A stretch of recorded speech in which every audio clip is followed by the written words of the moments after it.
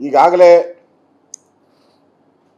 Dead ಸ್ಟೋರೇಜನ್ನು ಲೆಕ್ಕ ಹಾಕಿದ್ರೆ ನಮ್ಗೆ ಉಳಿಯೋವಂಥದ್ದು 4-5 TMCನೂ ಉಳಿಯಲ್ಲ ಅಲ್ಲಿ.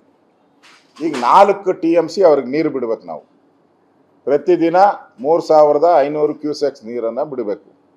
ಅಂದಾಜು 4 TMC ನೀರು ಬಿಟ್ಟರೆ ಕುಡಿಯೋ ನೀರಿಗೆ ಹಾಹಾಕಾರ ಬರ್ತದೆ. ಇದನ್ನು ಸರಿಯಾಗಿ ಪ್ರಾಧಿಕಾರಕ್ಕೆ ಮನದಟ್ಟು ಮಾಡಿಕೊಳ್ಳೋದಲ್ಲಿ ಕರ್ನಾಟಕ ಸರ್ಕಾರ ನೀರಾವರಿ ಮಂತ್ರಿಗಳು ವೈಫಲ್ಯ ಆಗಿದ್ದಾರೆ.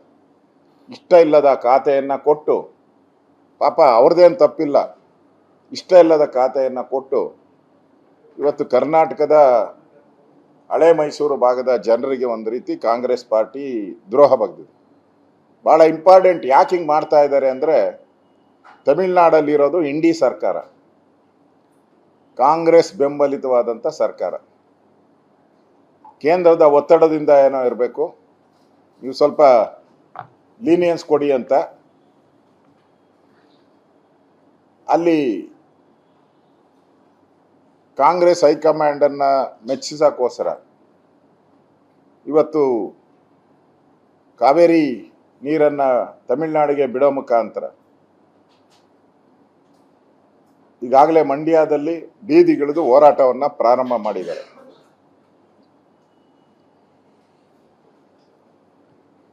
ಇದರಿಂದ ಒಂದು ರೀತಿ ಕಾಂಗ್ರೆಸ್ ಸರ್ಕಾರ ಬಂದ ಮೇಲೆ ಒಂದು ಕಡೆ ಬರ ಬಂದಿದೆ, ಇನ್ನೊಂದು ಕಡೆ ಎಲ್ಲ ಡ್ಯಾಮ್ಗಳು ಬರಿದಾಗಿದೆ. ಮತ್ತು ಪಕ್ಕದ ರಾಜ್ಯಕ್ಕೆ, ನಮಗೆ ಇಲ್ಲಿ ಅನ್ನ ಸಾಂಬಾರು ಊಟ, ಪಕ್ಕದ ತಮಿಳ್ನಾಡಿಗೆ ಮೃಷ್ಟಾನ್ನ ಭೋಜನ, ಆ ಪರಿಸ್ಥಿತಿ ಇವತ್ತು. ಹೇಳ್ಬೇಕಾಯ್ತಲ್ಲ, ತಮಿಳ್ನಾಡಲ್ಲಿ ಇಷ್ಟು ನೀರಿದೆ, ಅವ್ರಿಗೆ ಕುಡಿಯೋಕ್ಕೆ ಇಷ್ಟು ನೀರು ಎಕ್ಸಸ್ ಇದೆ, ನಮ್ಗೆ ಕುಡಿಯೋಕ್ಕೂ ಇಲ್ಲಿ ಸಮಸ್ಯೆ ಅಂತ ಹೇಳಬೇಕಾಗಿತ್ತು.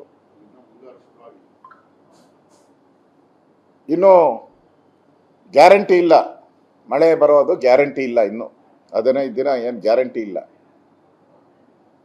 ಆ ಒಂದು ಪರಿಜ್ಞಾನವಾಗಿದ್ದು ಕೂಡ ಒಳ್ಳೆಯ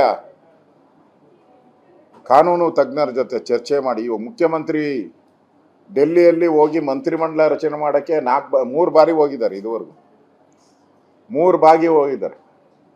ಆಮೇಲೆ ಜಿರಳೆ ಹೋರಾಟಕ್ಕೆ 1 ಬಾರಿ ಹೋಗಿದ್ದಾರೆ. ಜಿರಳೆ ಹೋರಾಟಕ್ಕೆ, ಕಾಕ್ರೋಚ್ ಹೋರಾಟಕ್ಕೆ ಹೋಗಿದ್ದಾರೆ. ಆ ಕಾಕ್ರೋಚ್ ಹೋರಾಟಕ್ಕೆ ಹೋಗೋದು ಬದಲಾಗಿ ಒಂದಿನ ಕೂತ್ಕೊಂಡು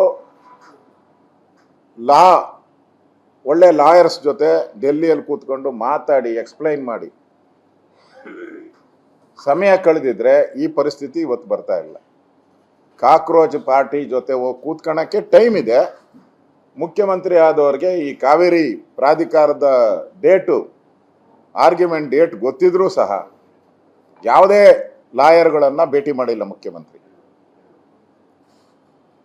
ಇದು ವೈಫಲ್ಯ, ಈ ಸರ್ಕಾರದ ವೈಫಲ್ಯ. ಯಾವುದೇ ಲಾಯರ್ನ ಭೇಟಿ ಮಾಡಿಲ್ಲ, ಸಮಯ ಕೊಟ್ಟಿಲ್ಲ ಮುಖ್ಯಮಂತ್ರಿ. ಇವತ್ತೇನಾಗಿದೆ ಅದಕ್ಕೆ ನೇರವಾಗಿ ಮುಖ್ಯಮಂತ್ರಿಗಳೇ ಕಾರಣ. ಇದಕ್ಕೆ